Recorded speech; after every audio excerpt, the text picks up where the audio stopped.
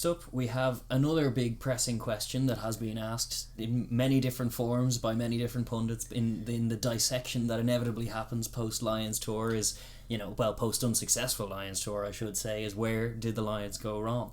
And it is a multifaceted question, because as we've often said, it's test match rugby. It's fine margins. They got very close. They were competitive. They're all top quality players. It's top quality coaching ticket. Where did they go wrong? Where did they steer the ship where they should have gone? Where did they get good success from what they did? Where didn't they double down on? Like, one of the things that's pressing at me as I'm just saying that is just, why did the attack fail so comprehensively?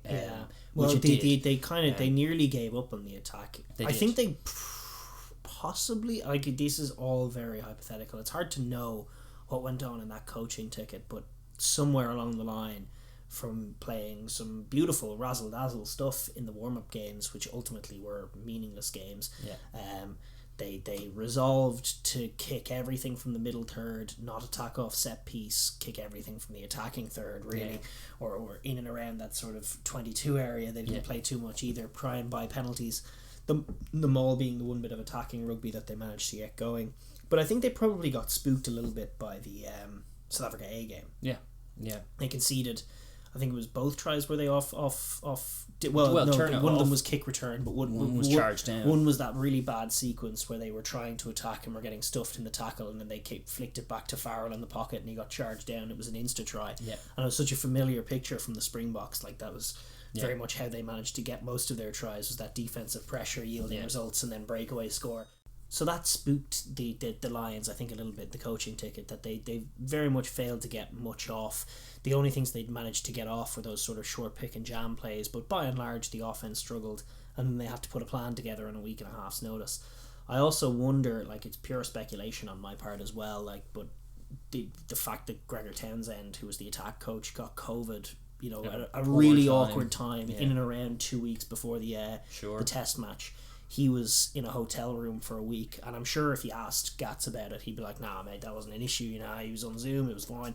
But I actually don't know, like, they were clearly out on the training paddock without him, having to put a plan together largely without him. I'm sure he was contributing in his own way, but ultimately they were like they were without their attack coach for that period of time. They also lost Finn Russell in and around that time. They didn't get Marcus Smith out then until a week before the test series, so they left with Farrell and Bigger and a group of scrum halves who they didn't quite trust, and so they knew that if they couldn't attack flawlessly and execute really well, they were going to be in trouble, because the Springbok defense is going to eat them alive and turn their attack into tries. And so they understandably went for a conservative approach, a kicking approach, a similar approach. They cited the height of their wingers as a potential advantage in the aerial game, and so they doubled down on that, which on the face of it, on paper, it's not a terrible tactic. It like, in terms of tactical things, it did pay some dividends, but what it is an approach that creates 50-50s, and you can't win all the 50-50s, and in fact, when you're not a cohesive unit like the Boks are, who are world champions and been together for that long, they're more clinical than you. Although you scored more tries, but by virtue of those warm up games where you were looking barbarian / globetrotters, just running in fun kind of offloading tries against a non-formed defense, it meant that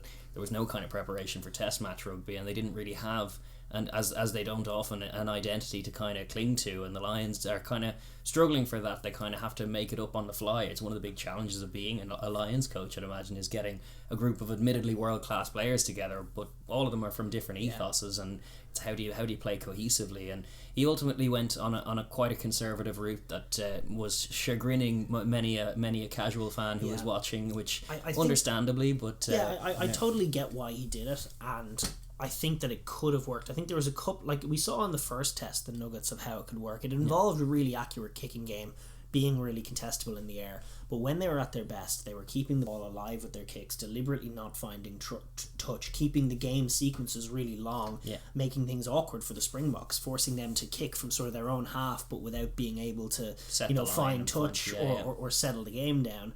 The Lions managed to keep like about a 4-minute period at the beginning of that game where the ball was just alive, I think from like 3 to 7 minutes, and the Boks were tired, and it ended up showing in the end. They ended up giving away penalties. I think if they could have ratcheted up that ball in playtime Obviously the Boks managed to drag them into the mire in the second two tests with a bit of wise play. They failed in that, and then the other area which I cited earlier in the podcast, but I'll reiterate again for the short of it, I suppose, but just the not using the resources correctly in the forward pack. I mean, there's a few nuggets that I'd look at, but I just think, as good as Tom Curry and Courtney Laws can be, they were a shadow of themselves by the end of the third game. They gave away, Laws gives away the clutch winning penalty. Curry gives away the truck and trailer penalty. He also throws a ball to deck earlier on in the second half, and it's like a few little moments of it unraveling are based on fatigue errors in the pack. Yeah, exactly, and it's kind of like it's not a harsh go at those lads. It's just the fact that the Lions have such quality forwards to choose from. They may be at a disadvantage as far as that identity and cohesion is, but they are an advantage as far as caliber of player on the squad. You're a dream team picking from 4 different nations who are all playing really good rugby at the moment. 4 good nations, but the sum of the parts of Ireland, England, Wales and Scotland probably does add up to a better team than the Springboks. But it's just a very tough thing to put together. But they should have, one of the advantages that they clearly had was that ability to rotate the resources, and I just don't think they did that right. I think one guy actually who I would look at as a guy that they could have got in and might have helped them from an offensive point of view, he's not been talked about much, but Johnny Hill would have been one who I would have thought, very physical, used to playing on a team that respects and appreciates the offensive breakdown and functions not as a ball carrier but as a ruck hitter in that team. And that was something that the Lions were dearly missing. I think Tadhg Furlong, over the course of the 3 tests, because he played so many minutes, I told you, was the one who hit the most offensive rucks, but Tadhg Furlong was the main man who was an offensive ruck hitter. Outside of those two, I think Curry in moments struggled to do that accurately. Alan Wynne-Jones in moments struggled to do that accurately, like to get busier on the defensive side of things. But I think I don't really know how or where you get him in. Maybe it's on the bench for one of the games. Maybe he starts one of the middle games over Alan Wynne-Jones. It's hard to know. But I think getting him in and having just a unit like that hit rucks and mix it up with those guys, I think would have been a good idea. But there's loads of different options to choose from. I just don't think they should have. I think I said it in advance of the series. I just think if you start in the same back row week after week after week, it's just wrong. It was a law of diminishing returns from the boys. Especially, and I think that much, even within his conservative game plan, that much was just something that he got wrong that could have flipped the series. Yeah, it's true. And then even down to beyond the forward pack as well. We were citing earlier in the pod again, but Daly's wearing the number 23 jersey. Tough to know why. Maybe he's a long goal kicker, but then it turns out Finn comes in very early in that game. The unforeseeable things. Bigger is down after 10, and Finn is putting on a great display. He's not traditionally the best goal kicker, which is why you might have had a guy like Daly on in the just in case role. But then ultimately Finn's actually having a dream game from the boot point of view, so there's no need for him for that point of view. And then you're looking at the team that's on the pitch. Tiring though they are, who do you take out to put Daly in, and does it improve them? And the answer is no across the board, really, because as I was saying last week, he struggled in open play in every sequence, both sides of the ball. He was just outmatched by this Bok team, and he was there at the end, and that's again a mismanagement of resources where the Boks didn't make that many of them. No, they didn't. And so the Lions, from that point of view, I think the Lions got executing their own narrow game plan a little wrong. But I also think that the game plan itself, as you pointed out as well, is not quite right. I mean, it's going to be very, very tough to beat the Springboks at their own game. There is a way you can do it with the keeping the ball in play. It's definitely not impossible. No, but it's possible. If you were as you were citing, if they could have had those kicks be a bit more accurate and maybe won a few more of them, then that there's potential for that game plan to win. And that's why you see Warren Gatland go to it, and that's why the third test, as we were saying, was an identical game to the Wales v South Africa World Cup semi-final that Gatland coached them to. It's a tactical kind of masterclass that gets you very close to beating the Boks at their own game, but it doesn't quite beat them at their own game. It loses narrowly. Whereas what we were saying at the outset of the tour was what are the two approaches that we've seen to unstick this Boks team, this relatively young Bok team that have already accomplished all that you can accomplish in the game. But it's like we've seen the Wales mode of that tight game, and then we saw it 3 more times in this test series. We saw that approach of how to do it. Doesn't quite work. What we've also cited was the All Black approach, where you soak all their pressure, you allow them to punish you at times, but you punish their lack of clinicality in the sense that they'll dominate you for a quarter and be 6-0 up. And then at the start of the next quarter, you blitz them with 2 tries. Bang, bang.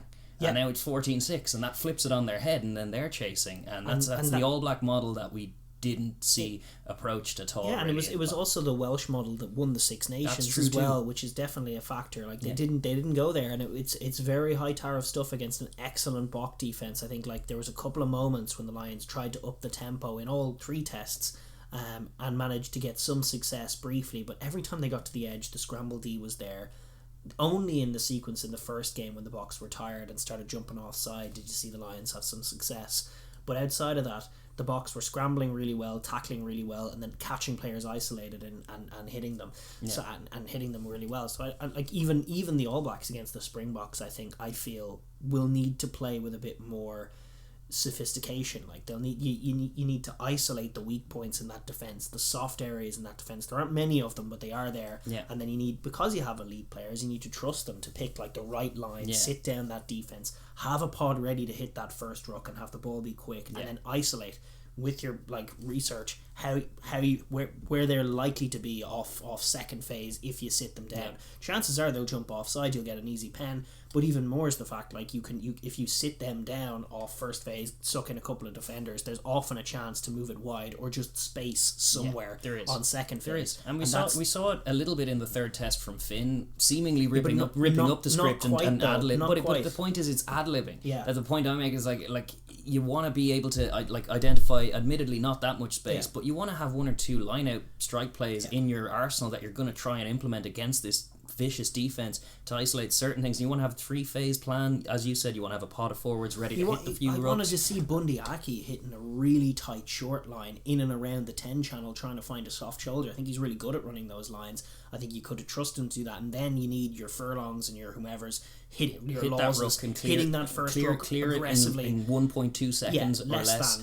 And then straight away scrum halves, their ball's in Finn's hands. The defense is either offside or they've checked their run, and now it's time to find the space. But now there needs to be a plan to find the space. What we saw in the third test was Finn coming in and doing a little bit of that. We were playing more off 10. We had the little, they shoot up, so we drop it on the toe, like good heads up footy that was got good attacking instincts. But they didn't lean into those attacking instincts. They came about as a result of an injury in the first 10 minutes of the final test that kind of forced it upon them. But there's an alternate universe where that was what they were feeding into from the start. Yeah, and everyone was on the wavelength, and it was all about trying to find the space and trying to find the weak points. Or things like ruck avoidance strategy. If you don't want to resource the ruck, then everyone's dialed into the fact that even though you're about to be tackled, you want to throw an offload away and keep the ball alive. We didn't see enough of that instinct throughout the Lions team. They resolved to play a slow-paced kicking game that they're going to try. When they tried to up the tempo, then they didn't have any success because they hadn't. You could see that they hadn't dialed it in and worked on it to the extent that you need to break three down different a centre like partnerships this. in 3 tests of rugby. Like that's not like when you look at what the Boks did with Dylan and Am put it virtuoso performances from a team that knows exactly what they're about, and 2 centres who are on the same page constantly. You didn't have that with the Lions. It was a chopping and changing thing, and like it was they didn't feed into that offensive instinct. But then the other kind of macro point that we cited it last week, that like the test team that took the field had the most Welsh, then Irish, then English, then Scottish, which although Scotland finished higher than England in the Six Nations, it was more reflective of what had happened this year.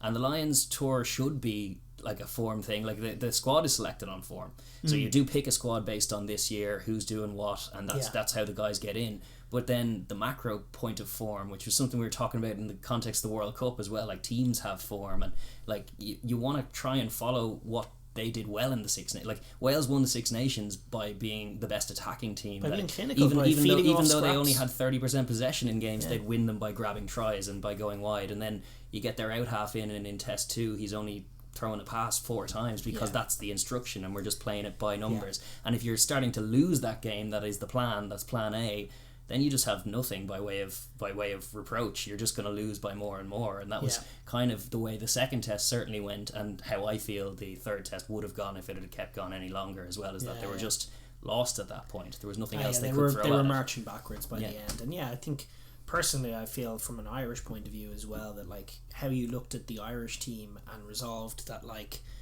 Murray and even Bundy Aki, like Bundy Aki is a useful tool. I understand how you get there, but like they picked so few forwards and then used Tyke Burns so little. Yeah. And then they picked all kinds of backs, and the back line is dysfunctional. Yes, and indeed. the forward pack is great. I mean, the forward pack won every battle. I think I've said that a few times. Even in that final test, you're going, you have more Welsh in, and that's good. But it was mainly in the pack that they were in. You had the two lads in the back line in and bigger, but yeah, you had guys like Ken Owens in, and he'd grabbed his try and he's played really well. But it's also like the Wales pack struggled in their Six Nations victory. They were very often outmatched and doing wily little tricks and trying to hold it together just enough that their backs could be lethal, which they were. But we didn't. Louis Rees-Zammit doesn't get a chance to go in the Test series. A young winger with a great try scoring record is someone I always like to throw in. It's hard to isolate based on what we saw what difference he could have possibly made, but even so, just think a young hungry winger. It's always a good thing. A young 10, not so much necessarily. No, indeed. But a young winger, But also, like, it's not just about the winger. It's recognising what each team is doing well. You had Ireland and Wales finishing the best of the teams you're picking from, and it was the Irish pack dominated pretty much every minute they were in. The Welsh backs dominated pretty much every game they were in. And yet you didn't see that reflected in the decision in selection. And then like the disproportionate number of English forwards that finished the Test series is another just flaw. Yeah, there were 7 of them in there and they were marching backwards. But we saw in the World Cup final that the English pack is not a match for the Springbok pack. And not only better form than this one. But not only are they not a match, like they really struggle with exactly what the Springboks are bringing. Like there's an argument that they're the best pack in the Six Nations. I know I hear that argument all the time, even though they underperformed this year, but they really, really struggle with what the Springboks do, mainly because of like the style and the slowness of the play and the bullying nature that they like to exert on their opponents just gets flipped on them by the Boks whenever they meet them, and it's why England have such an atrocious record against them. It's just a match made in hell for them, whereas the Welsh and the Irish are a bit more comfortable playing a slow, methodical, physical, a little bit tight game. Like they're not less likely to be blown away. Moments, so they try, like when they beat the Boks, it's by being a little bit wily, a little bit savvy,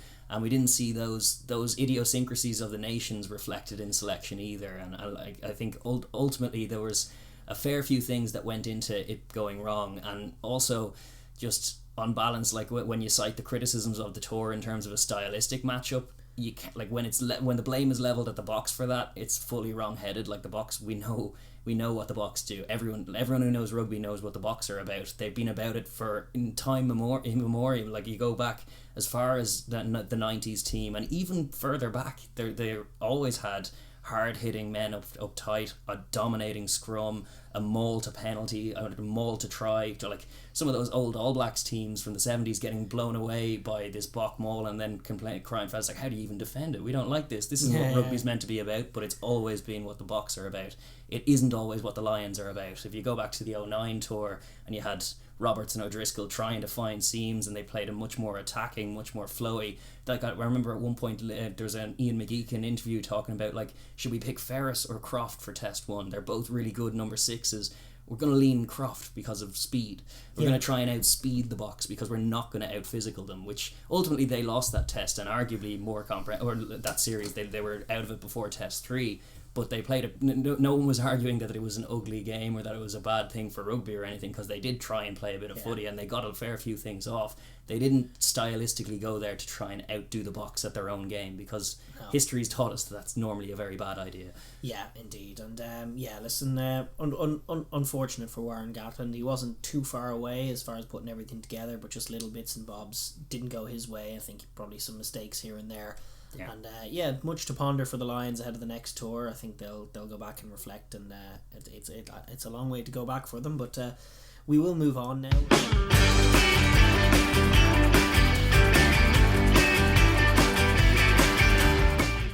Thank you for tuning in to the Overlap Rugby podcast. If you enjoyed what you hear, please like and subscribe, and leave a comment down below as well. We enjoy hearing your opinions too. Thank you.